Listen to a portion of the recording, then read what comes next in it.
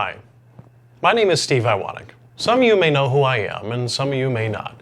But I'm a graduate of the class of 2020 from Firelands High School, and I am a graduate now, by the time you're watching this video, from Bowling Green State University, where I just got my Bachelor's of Science in Journalism with a minor in Marketing.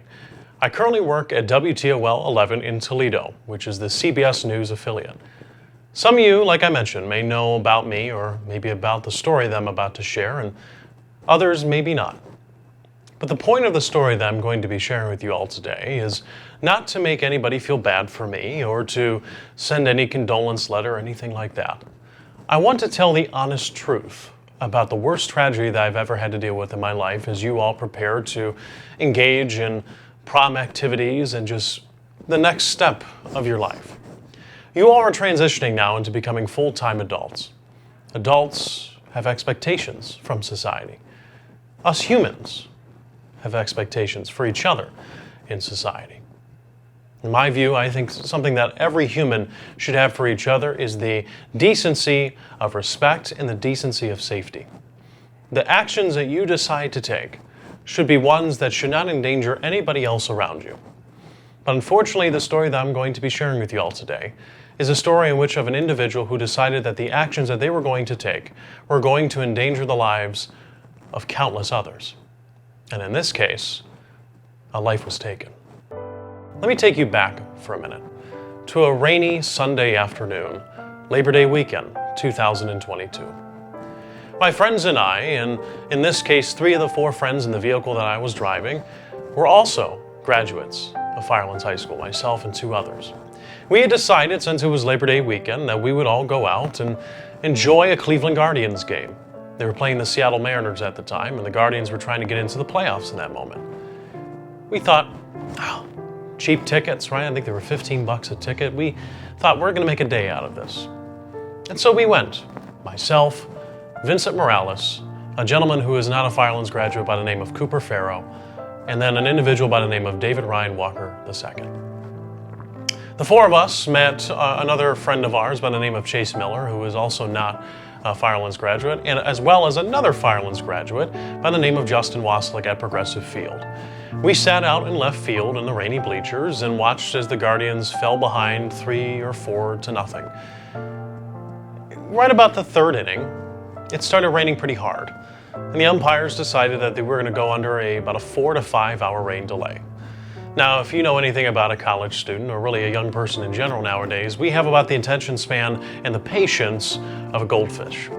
So we decided, after waiting for a few minutes, that, you know what, it's not going to be worth it. We paid little money for this anyway. We're just going to go ahead and enjoy the city of Cleveland for a day.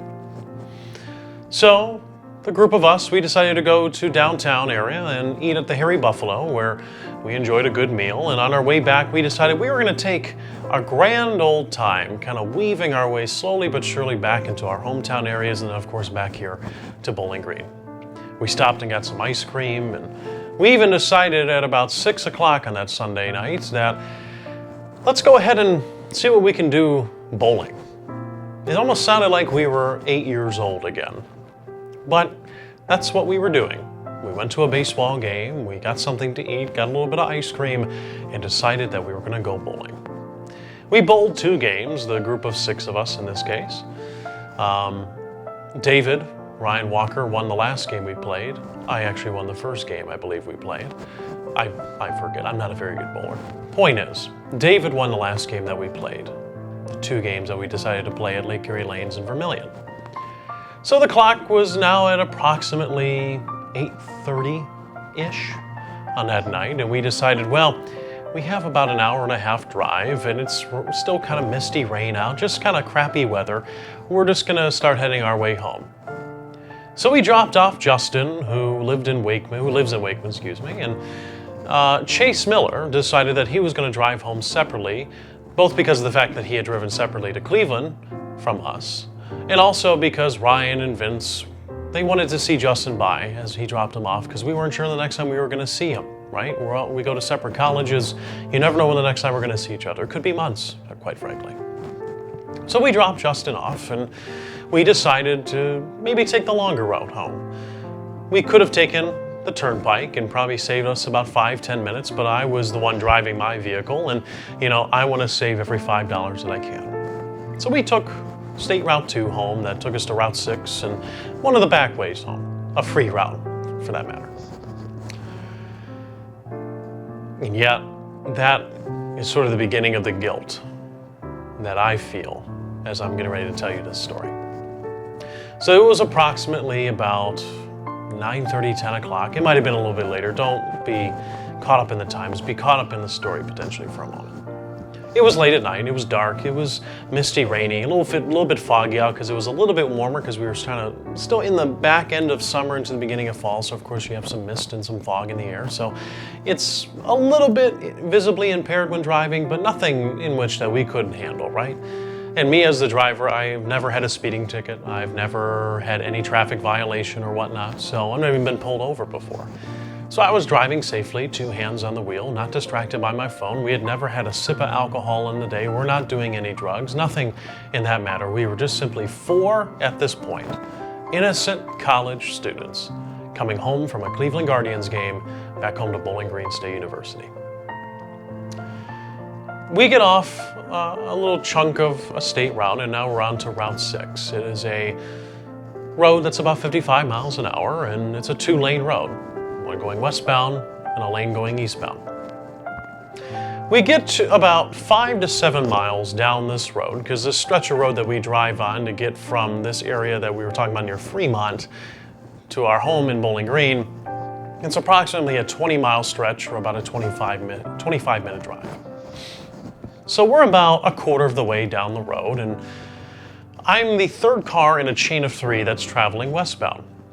There's a pickup truck, there's a white Ford, and then there's ourselves, a 2006 Ford 500, which was blue. And in case you don't know what the Ford 500 is, it was basically what Ford used to make the Taurus as for a couple of years before they decided to go back and started making a Taurus. I don't even know if they still make a Taurus anymore, but that's just beside the point. Just wanted to give you some detail.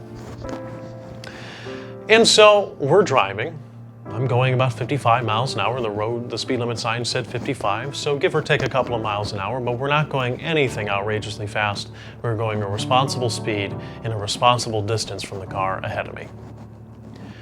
We're driving and we're listening to Tom Hamilton, the voice of the Cleveland Guardians, as the game had picked up at that point after that long rain delay, and the Guardians were trying to come back down a couple of runs to the Mariners. It was right about the 7th or 8th inning.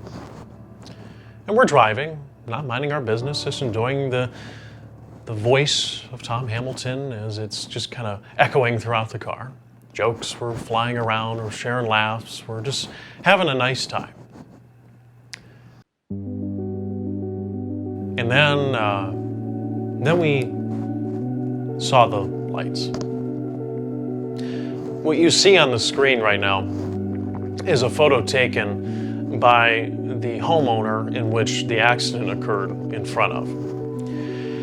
A black Ford F-150 traveling in the westbound lane, but is driving eastbound.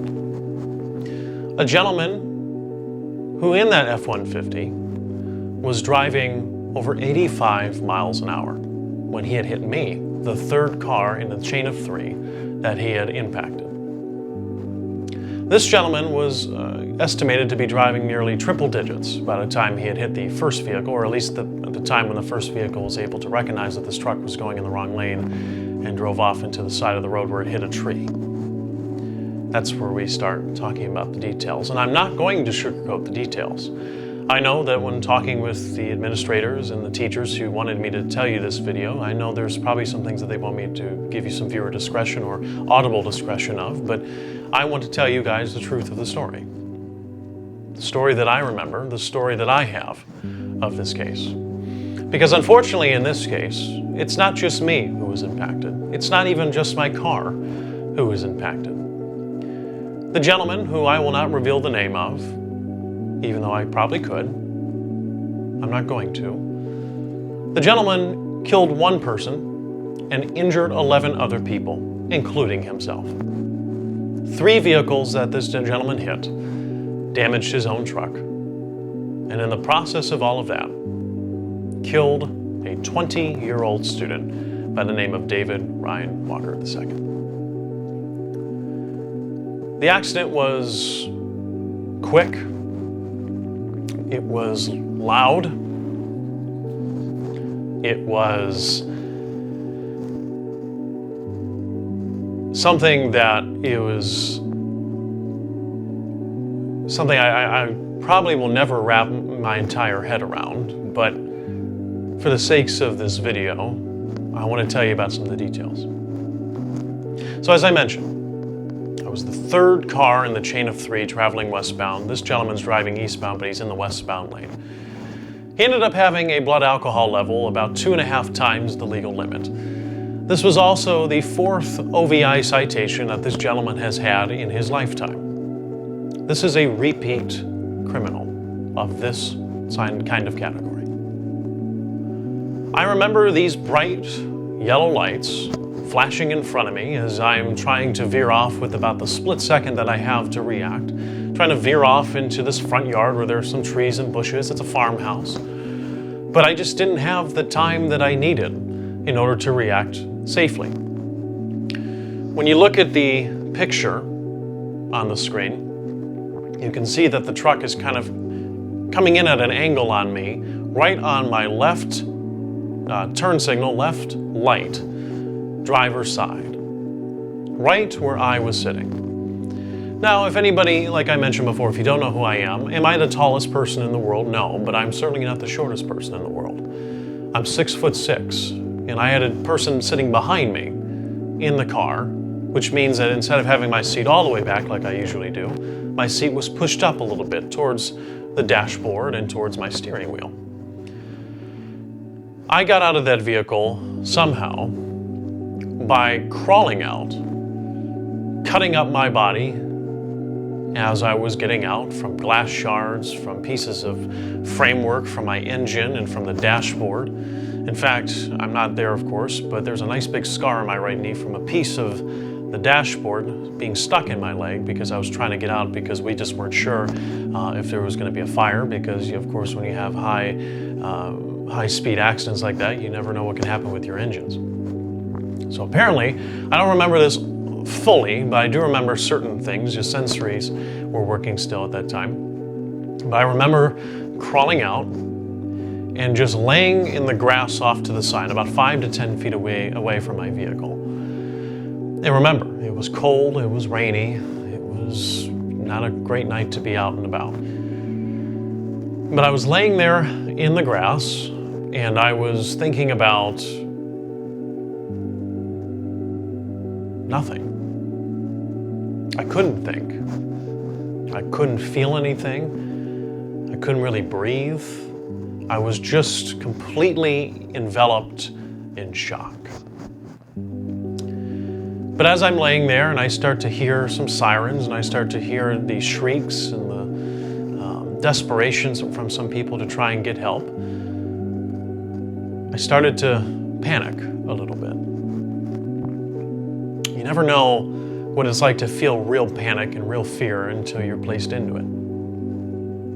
Some of us look at fear as maybe failing a test or, maybe striking out in a baseball game or something. To me, real fear is when your life is on the line. Fortunately, prior to that, I'd never had to deal with that.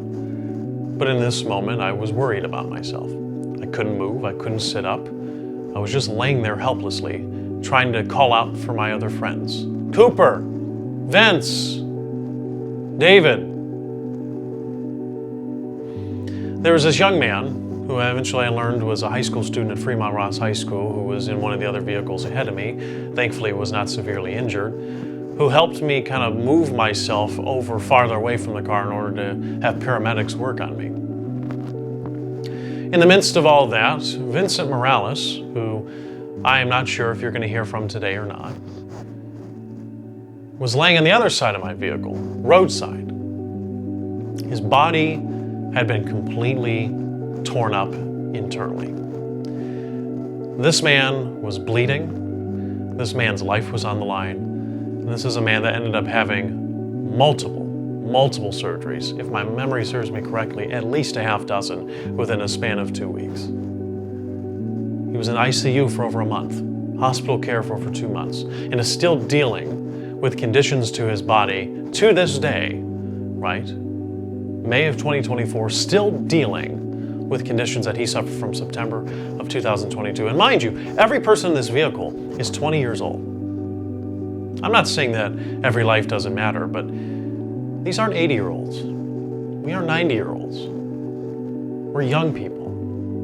We're a couple years away from graduating and beginning our full-time professional lives. We are taxpayers. We are people who are going to be a part of the future of America.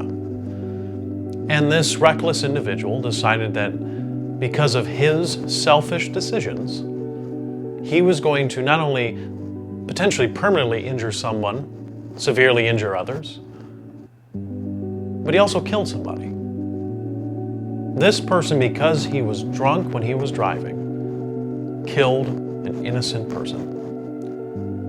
David Ryan Walker lost his life that night. He was sitting in my passenger side back seat, farthest away from impact, but right in the direct line of force. And if any of the science teachers are in this room or wherever you're watching this video, I'm sure that they could explain to you that force and impact can be a little bit different. I received the most impact. So did Vince. Ryan received the most force. Ryan died in my back seat. I'm not going to tell you the details of how he died. That doesn't matter. But Ryan died in my back seat. He didn't even have a chance to make it at a hospital. He didn't even have a chance to make it at an ambulance. He died in my back seat. I know you're not hearing from him today, but Cooper Farrell was one of the luckier ones in terms of the physical condition walking out of my vehicle, since he was in the passenger side front seat, farthest away from everything in terms of impact and force. Cooper, though, has to deal with a mental issue. He saw the most. He processed it all. He talked to the police. He talked to the evangelical bikers that just so happened to be riding home as well, who came over and tried to give us support, tried to help Vincent, tried to help Ryan, tried to help me. Actually did help us all, because they were able to call 911 because they saw that this drunk driver was being reckless on the road, and they were able to alert emergency medical services as quickly as he could. Got to the hospital. First time riding in an ambulance. Never want to do that again. My body's a broken mess. Just to give you a little reflection on me, not to throw a pity party, but I broke 3 ribs, cracked 2 vertebrae in my back, broke my scapula, which is the plate on the back side of your shoulder. I know Mr. Elias probably knows about that from his anatomy and physiology class. Concussion, a black eye. You should have seen the abdominal bruise from the impact on my left side, right here, my left. It was the worst bruise I've ever had. Tore my PCL, partially tore my MCL, amongst other just bumps, cuts, bruises, and the emotional trauma. It was the worst month of my life. And here's why it was. It's not even the physicals. I'm a lucky man. I'm a blessed man. I got to walk out of the hospital in 4 days, got out of a sling in a month, and was operating pretty normally within 3 to 6 months. Why I had so much pain was the fact of the concept called survivor's guilt. Survivor's guilt is an awkward feeling. It's a real anxious, painful feeling. It's hard to look another worse off family members in the eye.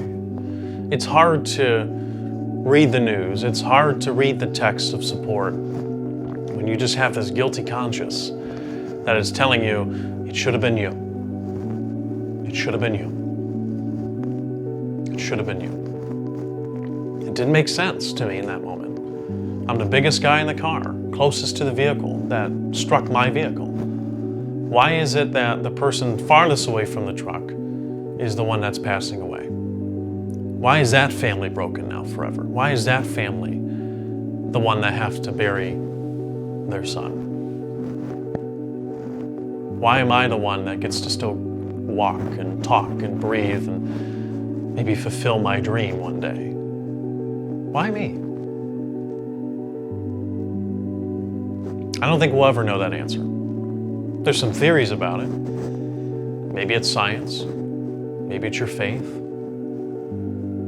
Maybe it's just circumstance. I don't know.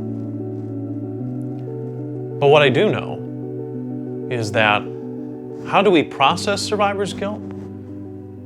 We cannot process survivor's guilt by feeling guilty. We process survivor's guilt by using the inspiration of the fallen to create a better society for those who are still here. That's what we've tried to do as a family of friends, and as a community. I remember that Friday after, at the football game, the Firelands football game, when I arrived as a crippled, hobbling mess with my sling on and my crippled walk, and I remember seeing the sea of orange in the student section, seeing the sea of orange in the bleachers, the moment of silence, and the support that the Firelands community gave to our families that were impacted by that wreck. It's one of the most bittersweet moments I've had in my life, and of course bitter because of the pain then, but sweet now because of the processing and understanding of the kind of support that we have at home here. We were an hour and a half away from the school. We were not 5 minutes away from the high school. We were an hour and a half away. We had graduated 2 years prior. Sure, our impact, the memory is still relatively fresh in the minds of those in that building, but still, it wasn't a student currently at the high school. But yet that support still remained for everybody impacted by that wreck. And for that, I thank all of you for contributing to Ryan's Foundation, to contributing to Ryan's family, and for all the love and support and the kind messages and letters that were left for my family and I. So I've kind of talked a little bit about that, so I want to talk to you about why you guys need to be safe. I don't know exactly the years in which people in the room are, but I'm assuming that pretty much everybody's within the age range of 14 to 18. You guys are teenagers. You guys are going through high school. You guys are thinking about college potentially. Maybe you already know what college you're going to. Maybe you're going to be working in the trades. You're going to be working, maybe not going to school at all. It doesn't matter what you're doing. The fact of the matter is you're about to become a legal adult. You're about to become a contributing member to the overall function of our society. As you know, as you read the headlines, as I'll put this in a news context, a lot of the news that you hear about today at the national level, at the regional level, and even at the local level, sometimes it's painful, it's sad. We have wars breaking out in Europe. We have wars breaking out in the Middle East. We have problems here at home. The polarization of the political system and the political culture that we have in the United States is something so shocking to process on a daily basis as someone who works in news every day. But what I think we all can unite around, what we can all lock arms with and have support for each other in, is a simple matter of, can we be decent to each other? Can we have respect for each other? And can we keep each other safe? That starts in the home. That starts with the family, and it spreads throughout the course of an entire community. And from there, it can spread into a city, it can spread into a region, a state, and hopefully a nation, and hopefully a world. But it's hard, because not everybody does that. There are people out there who decide to do things that will put others at risk of losing their lives. People will use weapons. People will use drugs. They will sell drugs. Other people will consume things and then decide to try and drive home. Let us remember something for a minute. When we think of weapons, we think of guns, we think of knives, we think of even drugs, quite frankly. We forget that a car is still a weapon. 85 miles an hour was the speed that F-150 ran right into me, straight up, head on. 85 miles an hour. It killed somebody, severely injured another, injured myself, and emotionally scarred an entire family and community. A split-second decision. Split second. That truck was a weapon. So how was the trigger pulled for that weapon? Alcohol. Alcohol pulled the metaphorical trigger for that vehicle to be used as a weapon. I don't want anybody to have to go through what the families in this situation have had to go through. I don't want anybody to be laying in a hospital bed, battling for their life. I don't want anybody's family to have to bury their child. No parent should ever have to bury their child. But in this case, a family did. And a lot of families do. A lot of families do. Over 30,000 a year. Think about that. 30,000 people a year die from OVI-related accidents in the United States. If you don't believe me, look up the National Highway Traffic Safety Administration statistics. This is a crisis. And it's a crisis that I don't think gets enough attention. We kind of just brush it off. It doesn't matter. I'll get home. I'm only 5 minutes away. Don't do it. What are you afraid of? Mom and Dad might yell at you for drinking. Mom and Dad might yell at you for being late, going to a party without telling them. Would you rather have your parents be mad at you for a little bit, maybe for a day? Or would you rather have them be heartbroken for their life? Because I know Belinda Walker, Dave Walker, David's siblings, Eddie Santos, Rebecca Savage, Drake Savage, his brother-in-law, they're heartbroken forever. This is a terrible process. This is a terrible thing to have to endure. So I urge all of you, whether it's prom weekend, whether it's graduation weekend, whether it's your first weekend at college, whatever, you have to promise yourself and those around you that whatever you decide to do, I'm not anti-alcohol. I go to college. There's plenty of bars in Bowling Green. I've had good times at college bars before. But there's a difference between having a good time and then being reckless. Having a good time means you're responsible. You can take care of yourself. You have a plan ahead of time. And you don't put others in danger because of your decisions, even if your decisions are going to be ones that maybe aren't within your normal operating bubble. Being reckless is thinking that I can be better than the world. I'm invincible. That car is not a weapon. I'm just a little buzzed. Reality will hit you hard. You hit all of us hard.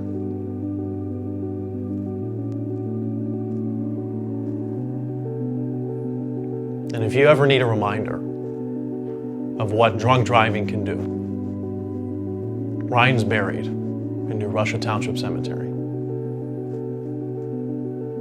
20-year-old kid, buried. I don't care that we had a beautiful funeral. It was beautiful. God bless us on that day. It was a painful, the most painful thing that someone could ever do at our age, or any person's age, quite frankly. It's brutal. So do not contribute to that depressing, sickening set of statistics. Do not contribute to the normality of what today's drunk driving culture is. There are way too many ways you can help yourself. Have your keys be taken away from you. Call a ride. Call your mom, call your dad, call your sister, call your brother, call your grandma, grandpa, uncle, aunt, cousin. Call a teacher. Call the police. Call an Uber. Get home safely. Do not drink and drive. I cannot tell you enough how much I believe in that. Do not do that. And if you have done it before and you made it home and you think you can just keep doing that every time, you're wrong. You're going to hurt somebody. You're going to take away a family member. You're going to take away a friend. You're going to take away a contributing member to our future society.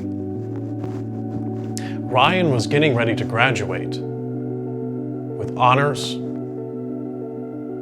be on the dean's list every semester. He was going to work at NASA. NASA. I'm not lying. Ryan was going to work at NASA. And all of that got taken away because of someone else's irresponsible decision. Let Ryan be an inspiration to all of you to never contribute to drunk driving ever again. If you haven't, great. If you have, stop. Get help, seek help, be safe, and whatever you do, do not drink and drive.